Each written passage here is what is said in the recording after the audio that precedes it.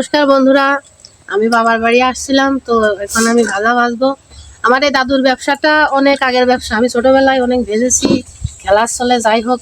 তো এখন আমি পুরোপুরি পারি। অনেকে বিশ্বাস করে না। ব্যাটারটা নেব, তেলের ভিতর ছাড়বো। এই যে দিয়ে দিলাম, দে ঘষা। যত ঘষবে তত পড়বে।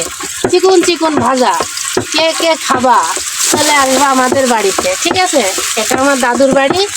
আমার দাদু ভাজা তৈরি করে বহুকাল থেকে, ঠিক আছে? আমরা যখন হয়নি তার আগে থেকে দাদু এই ব্যবসাটা করে। তো ছোটোবেলায় খেলার ছলে ভাজাটা ভাজতাম। ভাজতে ভাজতে এক সময়টা আমি খুব পারা পারতাম, কিন্তু এখন বিয়ে হয়ে যাওয়ার পরে তো আর সম্ভব না। তো বাড়ি আসছিলাম, দাদুর কাছে একটু সাহায্য করলাম। এই যে আমার এটা হয়ে গেছে তেলের ভিতরে। এই যে